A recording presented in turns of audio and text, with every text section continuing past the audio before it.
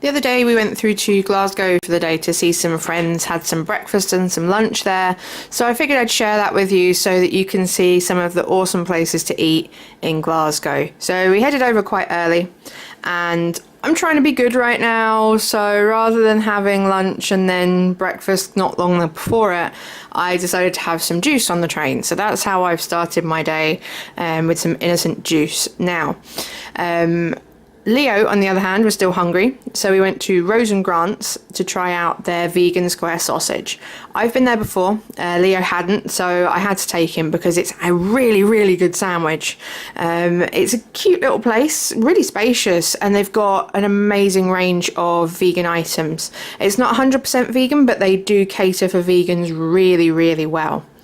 Now, I just went for a cup of tea. You know what I'm like for my tea if you watch my videos anyway. Then they have Fortnum and Mason tea, so I was very happy with that. Leo, on the other hand, had that giant mug of coffee and the special vegan roll. Lunch. Now, by this time, I was very hungry, so now I am up for eating. We went to Stereo, and I've never eaten here before. I've always gone here for, like, desserts and things like that, but never for actual lunch or anything like that. So this is my first time. I went for the Jack and Tartare sandwich, which is like a fish cake made out of jackfruit. It was amazing. Really, really good, and you get a great portion for the price. I think it was £8. And I got a side of soup to go with it, lentil soup. Fantastic lunch. After lunch, went for a cup of tea because, you know, tea.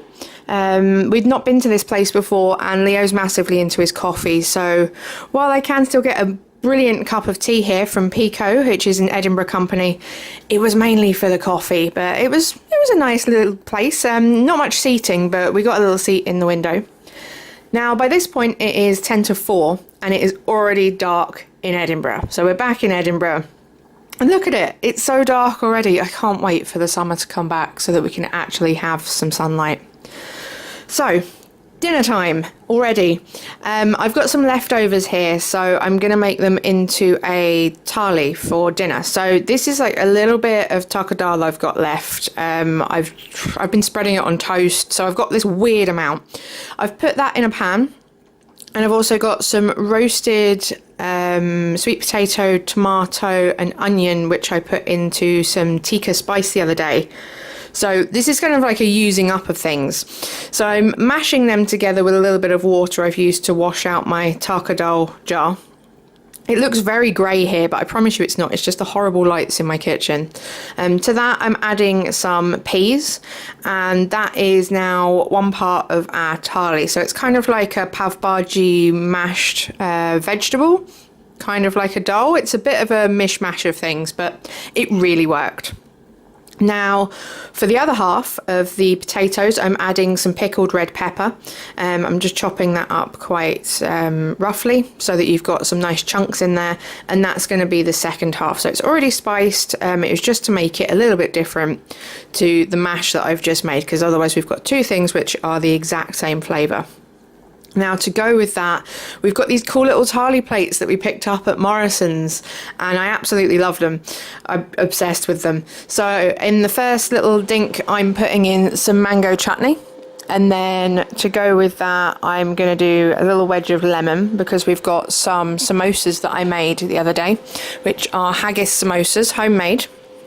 There is a recipe for that in my channel, so I'll put a link to that below. Some Bombay mix, because I like to have a little bit of texture with it, because the curries are quite soft, so I want something with a bit of crunch that I can add to it. That is the potatoes and the peppers going in. That is the pav bhaji style mash. What else have we got to go with this? Oh, I steamed some broccoli instead of making rice, because we've got a lot of potato in there. We've got a lot of starch already. Okay, it's sweet potato, but you know, I'm going for broccoli instead of rice, and there are my samosas. So that was our dinner. For dessert, I'd made some chia pudding the night before, and into that I'm adding the last of the lemon curd. There is a recipe for that as well if you feel inclined.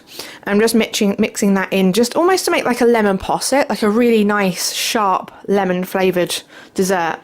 And on top of that, I'm crumbling some homemade lemon shortbread. Now the recipe for this is coming up next week, so you'll be able to make all of this except for the Thali. I'll do that at some point.